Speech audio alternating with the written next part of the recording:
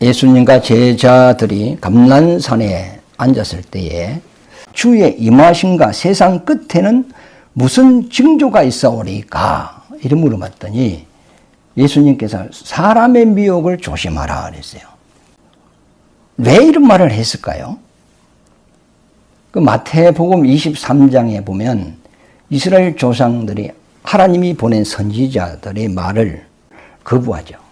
그리고 의인과 선지자들과 서기관들, 지혜자들, 하나님이 보낸 자들을 다 죽였어요. 그러면서 거짓 선지자의 말을 들었습니다. 왜 그러느냐 하면 하나님의 선지자가 전하는 말은 어찌 보면 책망이 많아요. 그러나 거짓 선지자들의 특성은 절대 책망하지 않는다는 거예요. 좋은 말만 한다. 듣기 좋은 말만 하고 귀 가려주는 말. 굉장히 이제 듣는 사람들 입장에서는 아주 막 기분이 좋게 만들죠. 그러니까 참 선지자보다 거짓 선지자의 말을 이스라엘 조상들이 듣게 됩니다. 참 선지자의 말을 안 듣고 거짓 선지자의 말을 들은 그들의 결과는 뭐냐? 주님이 오셨을 때 주님을 알아보지 못했다는 거예요. 그리고 이들이 선지자들과 의인들을 죽인, 그러니까 아벨의 피로부터 선지자 스가랴의 피를 흘린 그것이 다 너희 세대로 다 넘어가리라 했어요. 결국은 이스라엘이 환란 속으로 이제 들어가는 거죠. 그 환란이 그 예루살렘 성전이 무너진, 헬로 성전이 무너진 그 시점부터 약 2000년간 이스라엘이 세상에 흩어져서 환란 속에 들어간 거죠. 그리고 1948년 5월 14일 날 이스라엘이 이제 회복되었는데, 지금 나라는 회복되었지만 성전은 회복되지 않았습니다. 그래서 이스라엘의 소망은 제3성전을 지어서 이스라엘이 하나님의 나라로서 다윗 시대와 같이 전 세계를 통치하는 왕국의 나라가 되는 것이 그들의 이제 소원입니다.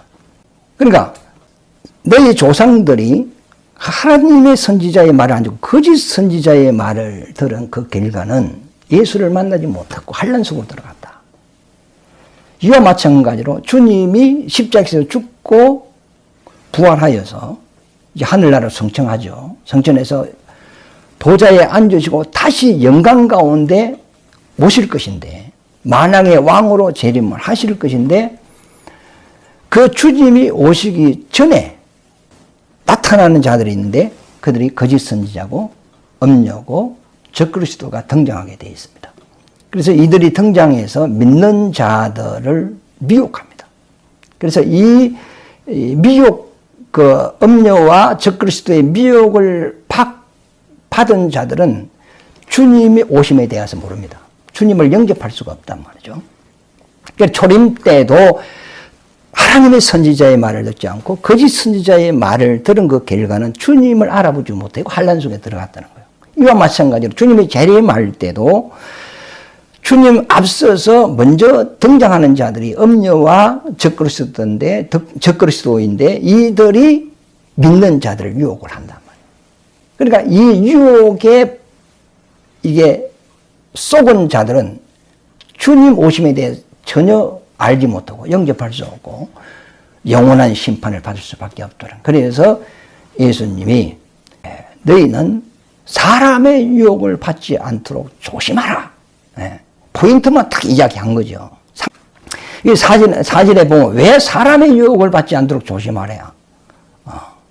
이건 참 우리가 너무 포괄적이기 때문에 이해하기가 어렵죠. 누구의 미혹을 받지 않도록 막 이름을 지명을 해주면 좋은데, 그럼 사람의 유혹을 받지 않도록 조심하라. 그럼 사람이면 사기꾼을 조심하라? 아니면 거짓 선지자들을 조심하라?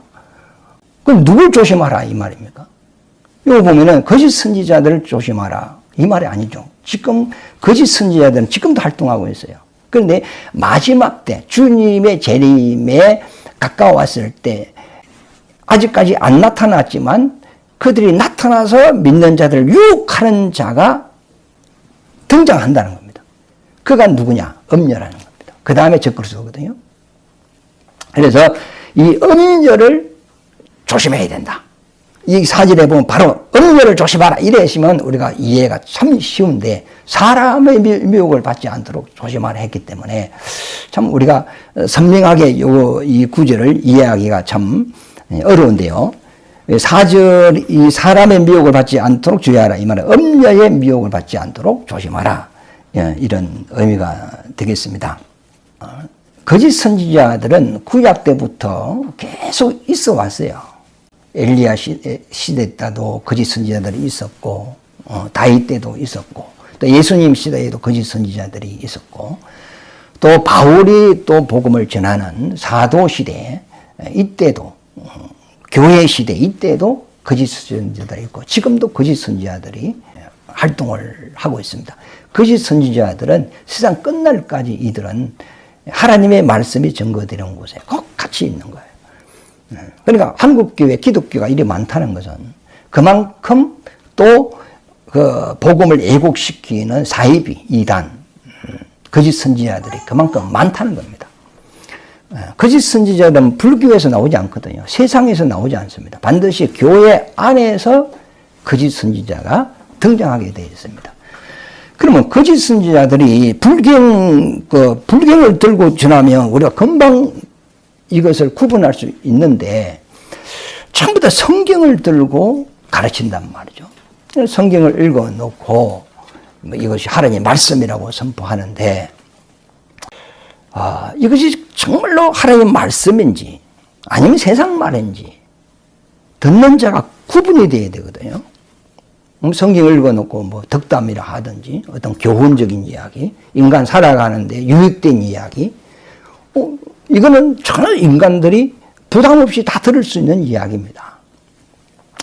그런데 아무리 좋은 말을 한다 할지라도 그 메시지 안에 하나님의 뜻, 하나님의 정의, 공의, 그 다음에 하나님의 영원한 생명, 사랑 이것이 담겨 있지 않다면 이건 하나님 말씀이 아니죠. 성경을 읽어놓고 윤리적이고 도덕적이고 선하게 살아라, 착하게 살아라. 인간의 도리를 다 해라. 서로 사랑해라. 다 맞는 이야기죠.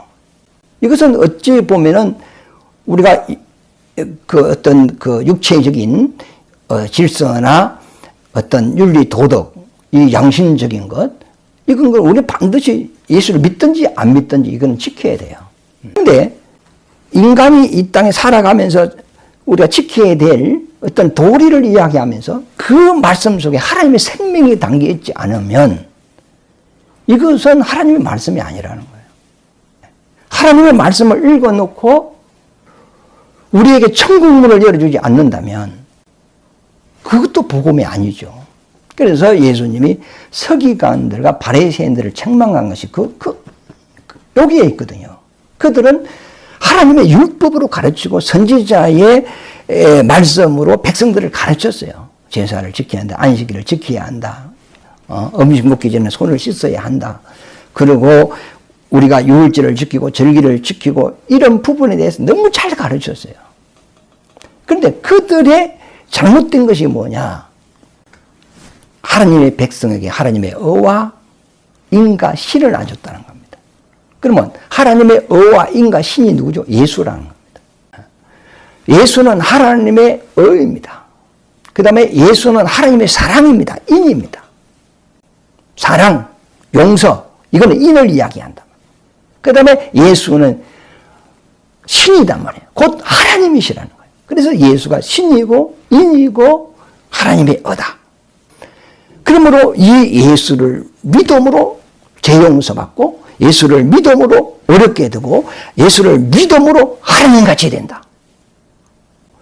그래서 예수가 천국문이다. 우리의 생명이다. 예수는 하나님 우리의 사랑이다.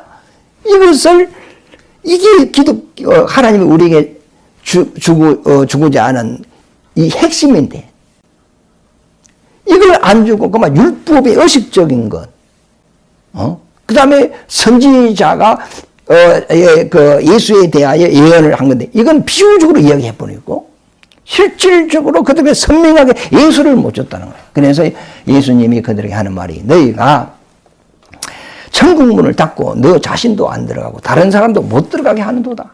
왜? 예수를 안 줬으니까. 예수를 소개 안 했으니까. 그러니까 아무리 율법을 잘 가르치고 선지자의 말을 잘 가르친다 할지라도 예수를 그에게 주지 못하면 이건 하나님의 말씀이 아니라는 거예요. 그래, 그러면 이런 것이 지금도 똑같다는 겁니다. 역사는 언제든지 반복하거든요. 거짓 선지자의 정의가 뭐냐 하면 하나님의 말씀 아닌 것을 전하는 것이 거짓 선지자예요. 그 소리는 굉장히 합리적이고 논리적이고 사람들이 다 들으면 공감대가 이루어져요. 아무 부담 없이 다 받아들일 수 있는 거예요. 그러니까 그 듣기 좋은 소리 하는데 사람들이 굉장히 많이 쏠려간다는 거예요. 그래서 죽음이 있는 곳에 독수리가 있다. 죽음이 뭐죠? 시체가 있는 곳에, 죽은 사체가 있는 곳에 독수리가 온다는 거예요. 그럼 독수리는 살아있는 거 안 묻고 죽은 거 묻거든요. 그러니까 영원히 사는 생명, 영원히 우리가 영생을 누리는 것, 이것을 하나님의 선지자들이 이야기를 했는데 이걸 백성들이 안 받아들이고 생명이 없는 것, 생명이 없는데 달콤하고 듣기 좋고 꿀 같은 소리, 그런 소리 하는 사람이 엄청 몰려드는데 그 많은 무리에 하나님의 생명이 없다는 거예요.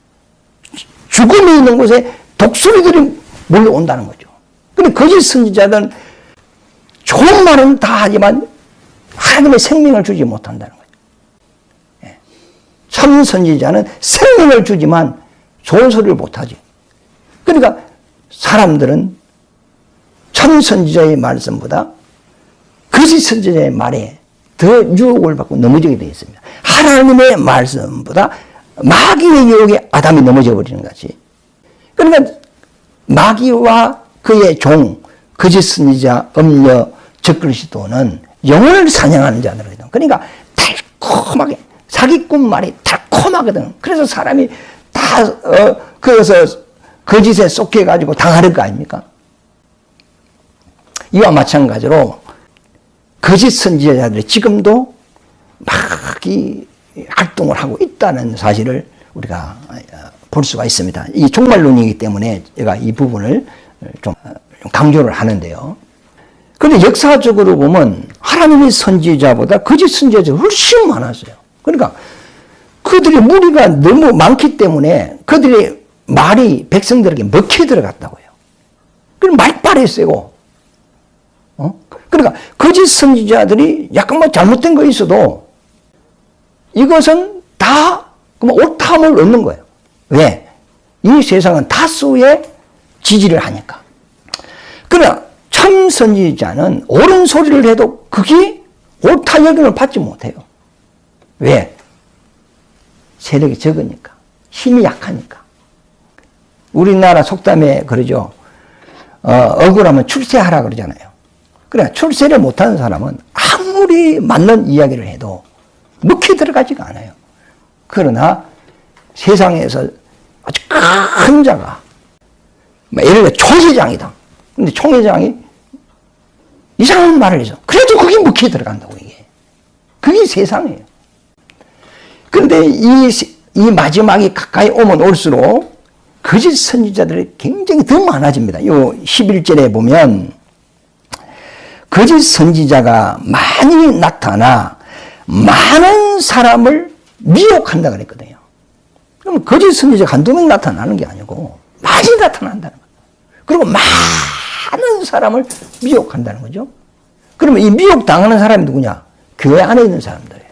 세상 사람은 이미 생명이 없는 사람이고 엄청난 많은 믿는 사람들이 이 거짓 선지자에 쏠려 들어가 버린단 말이에요.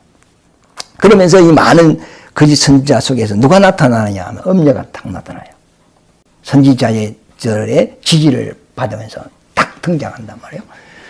그러면 마귀가 그 음녀에게 지혜를 줍니다. 그 지혜가 무슨 지혜냐? 내가 7년 안에 세계 평화를 이루겠다 하는 슬로건을 딱 내겁니다. 그러면 이 세상에 정치인도 지식인도 모든 종교도 그 음녀를 다 받아들이게 되어 있습니다. 그래서 이 음녀가 7년을 약속하고 그가 세계를 지배하지만 3년 반쯤 그가 평화를 이루어 나갑니다. 이제 그거는 뒤에 이야기하겠습니다. 결국 지금 음녀는 안 나타났어요. 그러나 지금 그 거짓 선지자들이 지금 역사하고 있어요. 그 거짓 선지자들의 그 역사는 음녀가 출현할 수 있도록 그 분위기를 지금 자꾸 만들어가는 겁니다. 마귀가 이제 그 부리는 자들이 음녀 적그리스도인데 마귀도 자기 때가 얼마 남지 않은 것을 알고 음녀와 적그리스도를 세상에 드러내기 위하여 지금 그런 분위기, 그런 문화를 지금 만들어가고 있거든요. 그럼 음녀가 나타나서 세상을 자기 손아귀에 넣고 지배를 하기 위해서는 이 세상이 단일화가 됩니다. 문화도, 정치도, 군사도, 또 경제도, 단일화, 전 세계가 자기 그 장벽들을 다 열고 자기 각 나라의 그 담을 다 허물고 이 세상이 정치도 하나가 되고 그 다음에 문화도 하나가 되고 또 경제도 하나가 되고 군사도 이제 하나가 되는, 왜 하나가 되어야 세계 통치가 음녀가 할 수 있으니까요. 그래서 이런 지금 우리가 살고 있는 이 시대에 지금 그 흐름으로 가고 있어요. 다니엘서 7장 말씀에 보면 마지막 때가 되면 사람이 빨리 왕래하고 지식을 다하리라 그랬어요. 옛날에는 10년이면 강산이 변한다고 했는데 요즘은 1년도 안 돼서 강산이 변해요. 지금 시골에서 옛날에 서울에 전화하려면 막 전화기 돌려가지고 한참 기다려야 됩니다. 20-30분 기다리면 그때 이제 연기를 시켜줍니다. 여보세요, 여보세요, 이래 했단 말이에요. 근데 지금은 세상 끝에서 전화를 해도 지금 바로 받을 수 있습니다. 우리 딸이 싱가포르에 있는데 늘 카톡 전화로 늘 그거 5초도 안 걸립니다. 바로 연결, 화상으로 그도 바로 연결된단 말이에요. 저 세상 마지막에 있는 그 나라에서 일어난 사건이 지금 우리가 뉴스를 통해서 바로 확인을 할 수 있어요. 휴대폰도 여기 몇 개월이 안 지나서 신제품이 나오죠. 차도 얼마 안 지나서 다시 신제품이 나오죠. 그러니까 이 세상이 얼마나 빨리 돌아가고 있다는 것을 우리는 지금 우리가 이걸 피부 느끼고 있는 거거든요. 그 마지막은 종교 이제 통합이 되는 거죠. 모든 것이 단일화되고 마지막에 이 통합이 되는 것이 이제 종교 통합이 되는 겁니다. 그 이야기가 이제 그 7절부터 나오네요. 그 민족이 나라와 나라를 이제 그 이야기인데 하여튼 마지막에 종교 이제 통합이 되죠. 그러면서 음녀가 종교의 지지를 받고 그러니까 이슬람도 유대교도 불교도 천주교도 기독교도 다 이 음력에 쏠려 들어갑니다. 그리고 정치도 경제도 문화도 군사도 다 음녀 손에 다 올려놓게 되어 있습니다. 그러면 이 음녀가 7년 안에 이 세계를 평화를 이루겠다 하면서 아주 잘합니다. 정쟁도 없고 이제 전 그 세계 모든 나라가 잘 먹고 잘 살 수 있는 그런 환경이 이제 만들어지거든요. 그래서 안전하다. 유토피아 세상에 어떤 그 낙원이 이루어지는 것 같이 정말로 그렇게 이루어집니다. 왜 그러냐면 그 지혜가 사람의 지혜가 아니거든요. 마귀가 그 음녀에게 준 지혜다 말이죠. 천사 중에서 가장 지혜가 뛰어난 자가 누구냐? 마귀였거든요. 루시엘 천사였거든요. 그러니까 땅과 하늘에서 가장 뛰어난 지혜를 가진 마귀가 그 음녀에게 그 지혜를 주는 거예요. 그리고 우리 인간은 하나님의 지혜가 아니면 마귀를 이길 수가 없어요. 하나님의 말씀이 아니면 마귀를 이길 수가 없거든요. 그래서 그 탁월한 지혜로 세계 평화를 이루어 가는 겁니다. 그러면서 그때 이제 살기 좋은 이제 나라가 되니까 데살로니가 그 전서 5장에 보면 안전하다, 안전하다, 평안하다, 평안하다 할 때 너희는 조심하라 그랬거든요. 그런데 이때에 엄청난 많은 사람들이 믿음이 엄녀에게 믿음이 다 잘못됩니다. 이게 우리가요 차라리 핍박이 있다면 믿음을 지켜나갑니다. 그런데 정말로 살기 좋게 어떤 문화적으로 환경적으로 편안하게 이렇게 만들어주면 믿음에서 타락합니다. 다윗도 사울왕으로부터 쫓길 때는 주님을 의지하고 막 하나님께 막 기도하고 그랬단 말이에요. 그런데 그가 이제는 왕이 되고 세계를 정복하고 이제는 싸울 대상도 없습니다. 그런 편안한 그때에 타락을 했거든요. 솔로몬도 창세 이후로 그런 지혜를 하나님께 지혜를 받은 자가 솔로몬 같은 자가 없다 그랬거든요. 그런데 솔로몬이 편안할 때 또 타락하거든요. 그런데 이스라엘 역사를 보면 잘 될 때 타락합니다. 그래서 성경에 보면 섰다하면 넘어질까 조심하라 이렇게 말을 했습니다. 호사다마라는 말이 있죠. 잘 될 때 바로 잘 되면 뒤에 마가 따라온다는 거죠. 그런데 어떤 박해나 이런 핍박이 있을 때는 자기 목숨을 내놓고 믿음을 지켜 나가는데 아주 막 돈도 막 많고 살기가 편하고 아무 걱정이 없고 이러면 믿음 생활을 못 합니다. 그러니까 이 엄녀가 3년 반 동안 그 역사를 하는데 이 엄녀가 이 세상을 그 지배할 때는 박해가 없어요. 예? 그리고 우리 얼마든지 뭐 예수쟁이는 예수 믿을 수 있고 뭐 불교쟁이는 불교 믿을 수 있고 이슬람은 뭐 이슬람도 자기 뭐 그걸 믿을 수 있고 모든 종교를 다 인정하는 거거든요. 모든 종교는 구원이 다 있다. 누가 옳고 누가 틀리고 그런 게 없다. 그러니까 모든 종교를 다 흡수해버린단 말이에요. 예. 그러니까 기독교의 믿음이 이상해져 버린 거죠. 그러나 이것을 이제 아는 이제 그리스도인들은 자기 믿음을 지켜 나가는 거죠. 그러고 난 이후에 3년 반이 딱 지나가면 그때 그 엄녀 아래 10뿔이 있어요. 10건세가 있는데 그 10건세 중에 한 건세가 죽습니다. 죽었는데 3일 만에 살아나요. 살아나니까 와, 그 사람에 대하여 세상에 또 관심을 갖기 시작해요. 그랬더니 이 죽었다가 살아난 이 자가 엄녀를 배도를 해요. 엄녀를 죽여버리고 내가 그리스도다 하면서 그 성전에서 제사 드리는 것을 금하고 예물 드리는 것을 금하고 자기가 성전에 딱 앉아가지고 나를 섬기라 이렇게 이야기 이제 하면서 자기 정체를 드러내는 것이 적그리스도 짐승입니다. 그때 적그리스도가 후 3년 반에 딱 나타날 그 무렵에 마지막 선지자 엘리야가 딱 나타납니다. 말라기 그 4장 그부터 이제 보면은 나타납니다.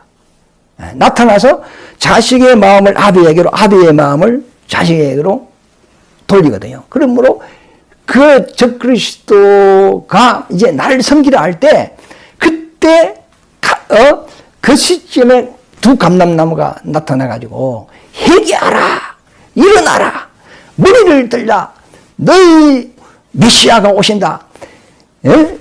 이 가짜 적그리스도에게 속으면 안 된다 하면서 그 선지자들이 마지막 선지자가 일어난단 말이에요. 그때 막 성령이 또 이스라엘의 역사를 하기 시작해요. 그러면 그때서 이스라엘 백성이 우리가 엄녀에게 속았구나. 저거는 가짜구나. 적이라 그랬잖아요. 그리스도 내 앞에 적자를 붙였잖아요. 이 간첩이라는 거죠. 이 사기꾼이라는 겁니다. 이거 속으면 안 된다는 거거든요. 그래, 저 적그리스도에게 속으면 안 된다. 곧 주님이 오신다. 머리를 들라. 회개하라. 일어나라. 그래, 이사야 66장 1절에 보면 일어나라. 빛을 발하라 하는 것이 이제 이스라엘 깨우는 그 이야기를 하는 겁니다. 그러면 이스라엘 백성들이 그 적그리스도를 섬기지 않습니다. 섬기지 않고 이제